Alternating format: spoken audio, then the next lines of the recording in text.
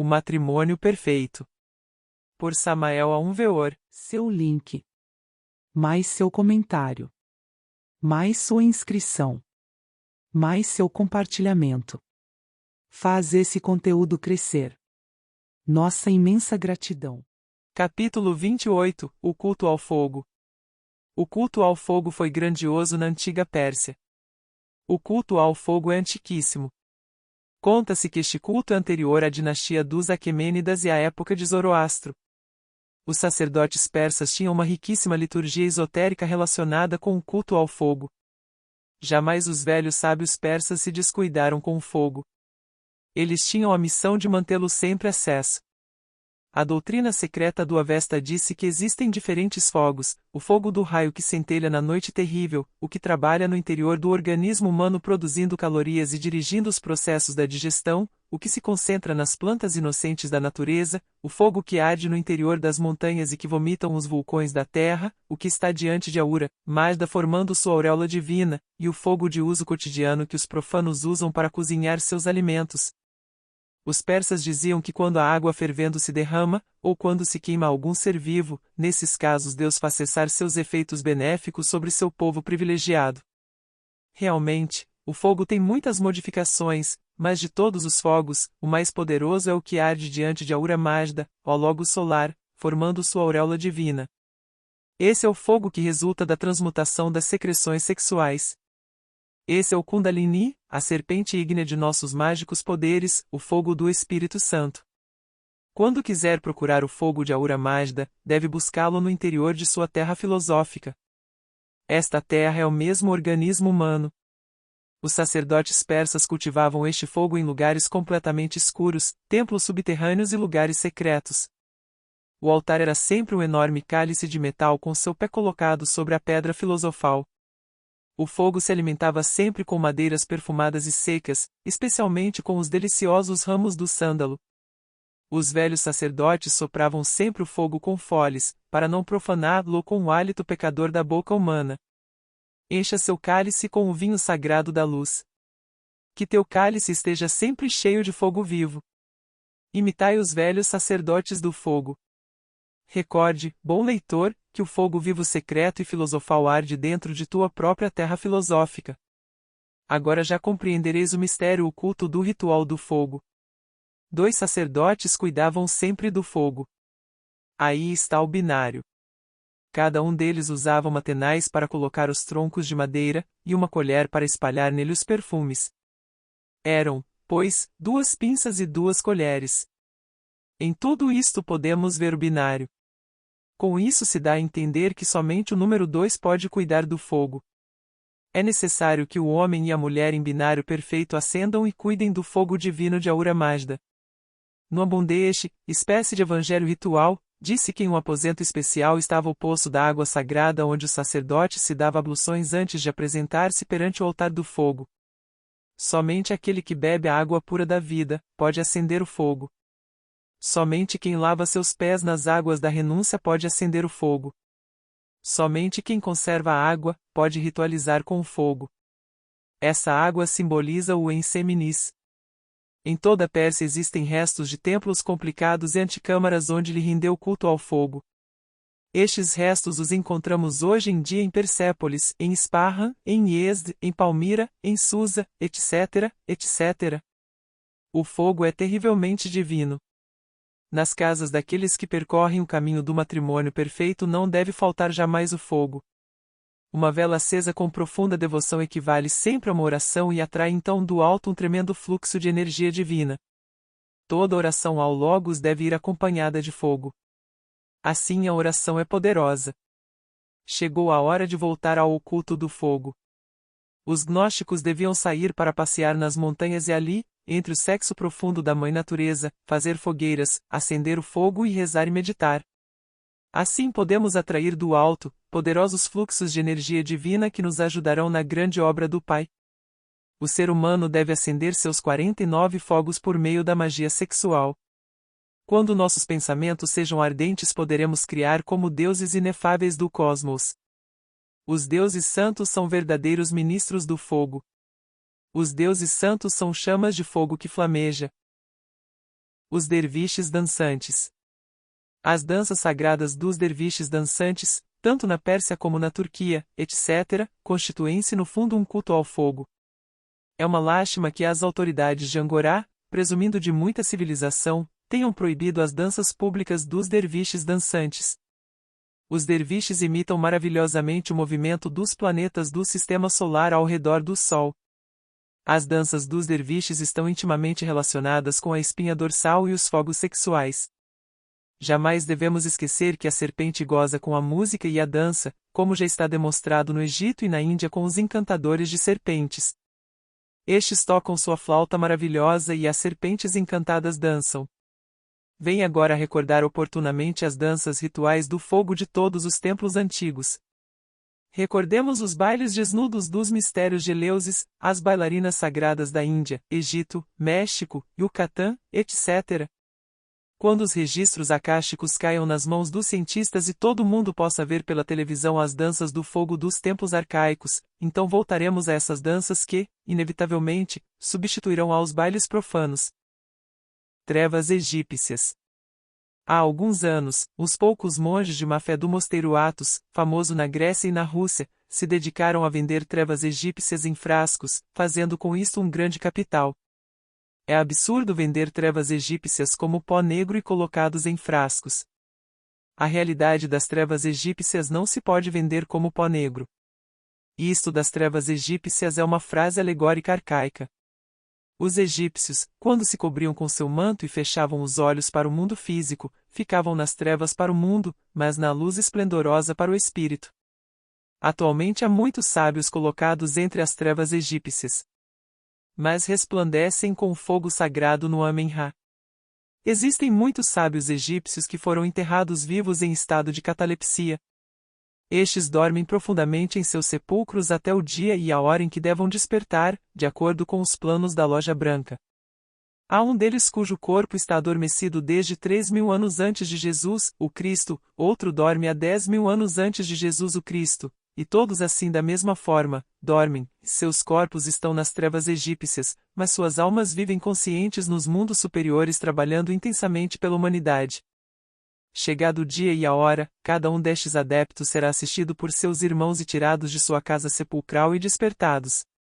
Estes adeptos egípcios iniciarão uma nova época de atividade espiritual. Eles conservam em sua memória todos os conhecimentos arcaicos.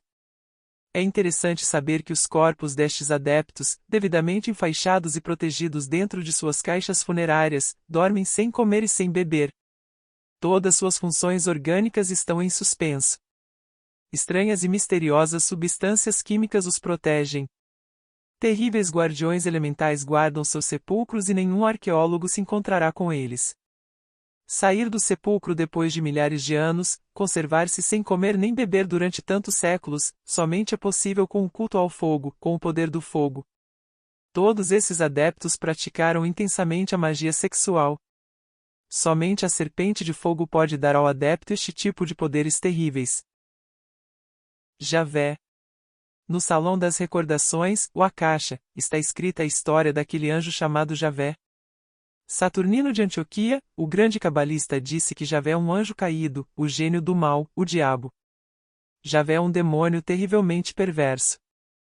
Javé é aquele demônio que tentou a Cristo no deserto e que o levou à montanha para dizer-lhe, Itababo. Todos estes reinos do mundo serão teus se você se ajoelhar e me adorar. Javé chamou o povo judeu, meu povo predileto. Os judeus confundiram intencionalmente a Javé com o Senhor Jeová. Javé foi um hierofante lemur. Javé teve sua esposa sacerdotisa. Javé foi um anjo com corpo humano. O mestre Javé era um guerreiro da luz, um grande sacerdote do raio da força e, devido à sua alta dignidade sacerdotal, teve o direito legítimo de usar elmo e armadura, escudo e espada de metal de ouro puro. A mulher sacerdotisa de Javé era claramente uma dama adepto. Nos tempos arcaicos, as castas guerreira e sacerdotal se desenvolviam cada um por sua parte independentemente. Mas, havia suas exceções, como no caso de Javé, que era sacerdote e guerreiro. No ambiente lemur flutuavam os lucíferes da antiga terra-lua. Estes procuravam prosélitos e os encontraram. Javé foi um de seus prosélitos. Javé tornou-se discípulo desses tenebrosos sublunares e praticou a magia sexual negra com derrame do vaso de Hermes. Esta é a ciência de bons e dugpas de capacete vermelho. O resultado foi a fatalidade. A serpente ígnea baixou, desceu até os infernos atômicos do homem e Javé se transformou em um demônio terrivelmente perverso. No Akasha é descrita esta história. Javé se tornou membro de um templo de tantrismo negro lemur. Sua mulher sacerdotisa jamais aceitou magia sexual com derrame do vaso de Hermes. Javé caiu com outra mulher. Foram inúteis os esforços que Javé fizera para convencer a sua mulher sacerdotisa. Ela não quis entrar no templo negro. Aquele matrimônio acabou-se. A dama adepto não quis seguir pelo caminho negro. Agora, esta dama adepta é um anjo inefável dos mundos superiores. O culto ao fogo é muito delicado. Os deuses do fogo ajudam a proteger a todos aqueles que seguem o caminho do matrimônio perfeito. As idades do mundo. A divisão da história da humanidade em idades de ouro, prata, cobre e de ferro é uma tremenda realidade. O fogo planetário evolui passando por estas 4 etapas mencionadas. Não há dúvida que o fogo de nosso planeta Terra deu muitos poucos rendimentos nas 3 rondas anteriores e na antiga Terra-Lua. Este fogo está cheio de karma. A isso se deve o fracasso da humanidade no planeta Terra. Os ciclos se desenrolam alternativamente. Uma idade de grande inspiração mística e de inconsciente produtividade é seguida por outra de tremenda crítica e autoconsciência. Uma provê o material para a análise e a crítica de outra. No campo das conquistas espirituais, Buda e Jesus representam as máximas conquistas do espírito. Alexandre da Macedônia e Napoleão, o Grande, representam as conquistas no mundo físico. Estas figuras foram reproduções feitas pelo fogo. Reproduções de tipos humanos que tinham existido 10.000 anos antes. Imagens refletidas do 10º milênio anterior, reproduzidas pelos misteriosos poderes do fogo. Acima como abaixo. O que foi voltará a ser. Assim como as coisas são no céu são também na terra. Se o fogo do nosso planeta Terra tivesse se desenvolvido totalmente na antiga Terra-Lua e nas 3 rondas anteriores, a estas horas da vida, nossa Terra seria um verdadeiro paraíso. Infelizmente o nosso fogo planetário está cheio de karma cósmico. O grande problema. Toda a humanidade unida, a soma total de todas as unidades humanas, é Adam Kadmon, a estirpe humana Homo sapiens, a esfinge, quer dizer o ser com corpo de animal e feice de homem. O ser humano participa como parte componente em muitas vidas grandes e pequenas. A família, o povo, a religião, a pátria, são seres dos quais fazemos parte. Dentro de nós existem muitas vidas desconhecidas. Muitos eus que brigam entre si, e muitos eus que entre si se desconhecem. Todos eles vivem dentro do homem, assim como o homem e todos os homens vivem dentro do grande corpo espiritual de Adam Kadmon. Estes eus dentro do homem como o homem e todos os homens vivem dentro das cidades, povos e congregações religiosas, etc. Assim como os habitantes de uma cidade não se conhecem entre si, também os eus que vivem dentro da cidade das 9 portas, o homem, não se conhecem todos entre si. Este é o grande problema. O chamado homem não tem entidade verdadeira. O homem é ainda um ser não realizado. O homem parece mais uma casa ocupada por muitas pessoas. O homem parece um barco no qual viajam muitos passageiros, muitos eus. Cada um tem seus ideais, seus projetos, desejos, etc. O eu que se entusiasma pelo trabalho no magistério do fogo é substituído mais tarde por outro eu que odeia esse trabalho, e se o aspirante começou com muito entusiasmo na forja de Vulcano, o vemos depois, desiludido, afastar-se do trabalho e procurar refúgio em qualquer escolinha que lhe dê consolo, mesmo que mais tarde outro eu intervenha para tirá-lo dali também. Esse é o problema maior. Também, dentro do homem há visitantes tenebrosos. Assim como em uma cidade entram muitas pessoas e também pessoas não gratas, indivíduos de maus costumes, assim também se repete infelizmente esta tragédia dentro da cidade das 9 portas, o homem. Dentro desta cidade entram habitantes que ditam más ideias e estimulam os desejos animais. Infelizmente o homem é subconsciente em 97%, e é claro que ignora o que acontece em seu interior. Quando esses habitantes tenebrosos controlam totalmente o cérebro humano, o homem faz coisas que normalmente não faria nem por todo o dinheiro do mundo. Assim, não é estranho que até os santos tenham violado e assassinado em um desses instantes fatais. O magistério do fogo é muito difícil devido à quantidade de pessoas invisíveis que habitam e visitam a cidade das 9 portas. Cada uma dessas pessoas misteriosas, cada um desses eus pensa diferente e tem seus costumes próprios. Agora já nos explicamos tantos problemas no lar. O homem que hoje se entusiasma por sua mulher, amanhã abandona, a mulher que hoje lhe é fiel, amanhã se vai com outro.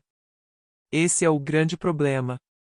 Na psique do ser humano realiza-se uma mudança contínua de visão de um objeto para outro.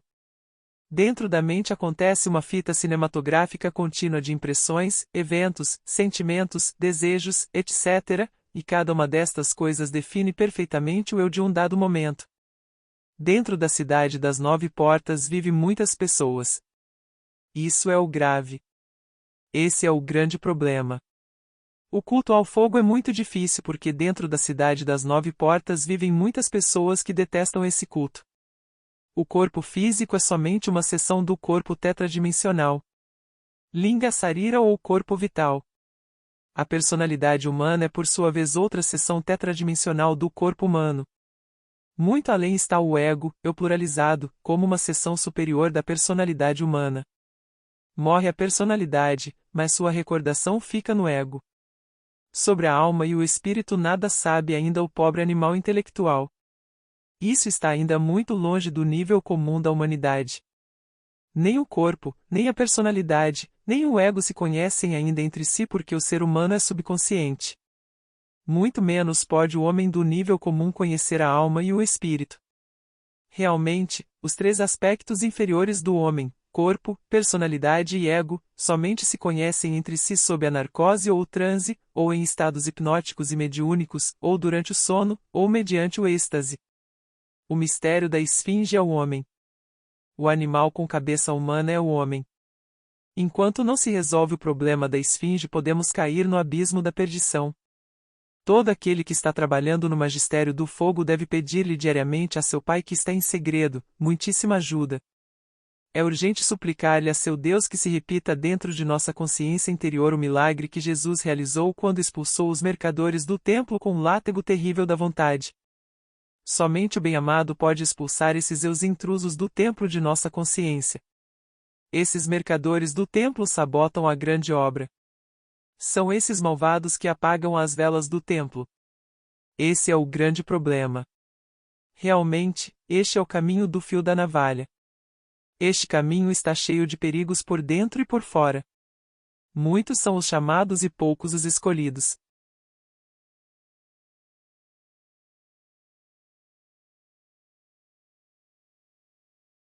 Os 4 Evangelhos. Os 4 evangelhos estão intimamente relacionados com o magistério do fogo. É absurdo interpretar os 4 evangelhos à letra morta. Esses evangelhos são totalmente simbólicos. O nascimento no estábulo de Belém simboliza a iniciação venusta. Cristo nasce sempre no estábulo do homem, entre os animais do desejo, e para salvar o mundo.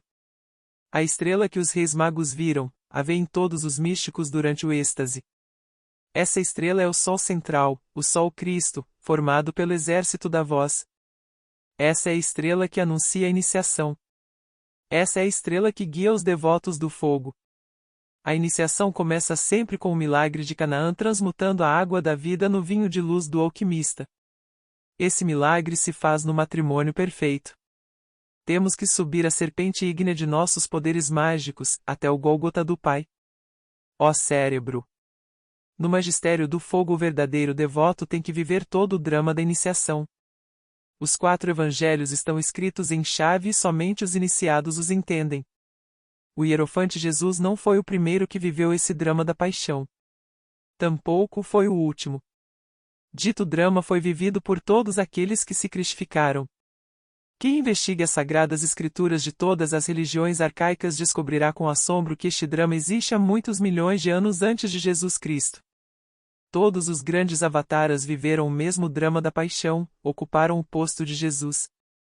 O grande mestre da perfeição viveu todo o drama como já está escrito, mas não devemos interpretar os 4 evangelhos à terra morta.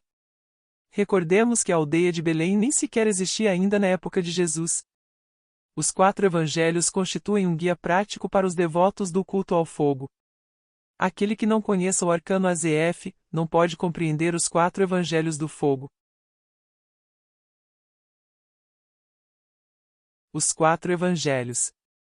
Os 4 evangelhos estão intimamente relacionados com o magistério do fogo. É absurdo interpretar os 4 evangelhos à letra morta. Esses evangelhos são totalmente simbólicos. O nascimento no estábulo de Belém simboliza a iniciação venusta. Cristo nasce sempre no estábulo do homem, entre os animais do desejo, e para salvar o mundo. A estrela que os reis magos viram, a vêem todos os místicos durante o êxtase. Essa estrela é o Sol central, o Sol Cristo, formado pelo exército da voz. Essa é a estrela que anuncia a iniciação. Essa é a estrela que guia os devotos do fogo. A iniciação começa sempre com o milagre de Canaã transmutando a água da vida no vinho de luz do alquimista. Esse milagre se faz no matrimônio perfeito. Temos que subir a serpente ígnea de nossos poderes mágicos, até o Gólgota do Pai. Ó cérebro! No magistério do fogo o verdadeiro devoto tem que viver todo o drama da iniciação. Os 4 evangelhos estão escritos em chave e somente os iniciados os entendem. O hierofante Jesus não foi o primeiro que viveu esse drama da paixão. Tampouco foi o último. Dito drama foi vivido por todos aqueles que se cristificaram. Quem investigue as sagradas escrituras de todas as religiões arcaicas descobrirá com assombro que este drama existe há muitos milhões de anos antes de Jesus Cristo. Todos os grandes avataras viveram o mesmo drama da paixão, ocuparam o posto de Jesus. O grande mestre da perfeição viveu todo o drama como já está escrito, mas não devemos interpretar os 4 evangelhos à terra morta. Recordemos que a aldeia de Belém nem sequer existia ainda na época de Jesus. Os 4 evangelhos constituem um guia prático para os devotos do culto ao fogo. Aquele que não conheça o arcano AZF, não pode compreender os 4 evangelhos do fogo.